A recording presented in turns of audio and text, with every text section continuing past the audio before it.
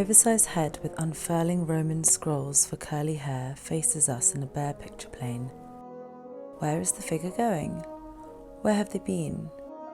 Their eyes glance to the left with a sort of neutral, smirky expression, bearing an endearing set of crooked teeth. There is a dark vignette around the picture plane, which looks as though clouds have been cleared by a gust of wind, blown from the flutter of the figure's tiny hand-like wings. An angel, flying away but looking towards. This beautiful work is a monoprint, a form of simple transfer drafts printing which was often employed by artist Paul Klee, who painted the work and who did in fact invent the method. Klee was a German artist who came to prominence in the early 20th century. This is not the first or last angel that Klee would depict in his work.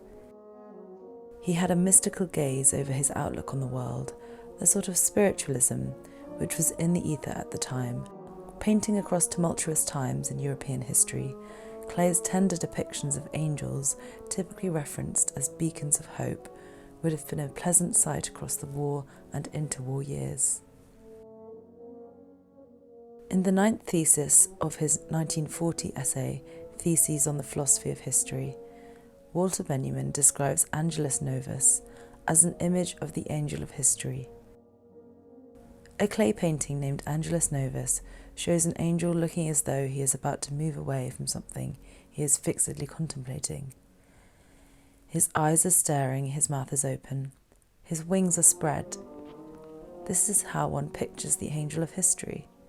His face is turned towards the past, where we perceive a chain of events. He sees one single catastrophe which keeps piling wreckage upon wreckage and hurls it in front of his feet. The angel would like to stay, awaken the dead, and make whole what has been smashed. But a storm is blowing from paradise. It has got caught in his wings with such violence that the angel can no longer close them.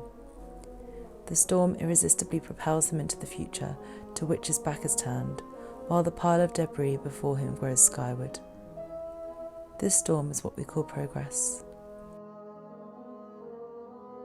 Walter Benjamin saw this angel as the perfect visualization of the messianic figure. His writings on time theory, in particular on the old and the new, were copious throughout his life. It's because of Walter Benjamin, really, that this painting is so well known. Not that Paul Klee wasn't an excellent artist in his own right, rather the picture accompanied Benjamin to his death. In 1921, Benjamin purchased the print, identifying in it a mystical connection. He hosted the picture in every dwelling he ever resided in, allowing its presence to function as a kind of talisman, a symbol of inspiration and forward-looking. At one period he lent it to friends, like fellow critical thinker Theodor Adorno. In 1940, having been exiled from his own country of Germany, at cause of him not only being Jewish, but also a critical thinker on the left, he was fleeing across the Pyrenees to Spain, hoping to catch a flight to America. Benjamin fell into close proximity with the Nazis, took a fatal dose of morphine, and died. He had delegated his Angelus Novus and his papers to librarian and writer Georges Bataille in Paris, who had later shipped the belongings to New York, the destination Benjamin was never to reach. Later the painting was given to Gershom Scholem, the Jewish scholar who had introduced Benjamin and Klee originally. In a great article about Benjamin's relationship with this painting, Verso Books quote the British critic Terry Eagleton, who remarks on Benjamin's words, "What truly drives men and women to revolt against injustice is not dreams of liberated grandchildren, but memories of enslaved ancestors. It is by turning our gaze to the horrors of the past, in the hope that we will not thereby be turned to stone, that we are impelled to move forward."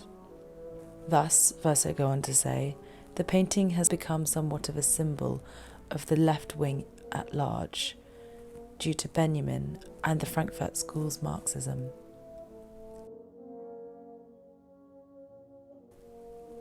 The angel resembles all from which I had to part, persons and above all things.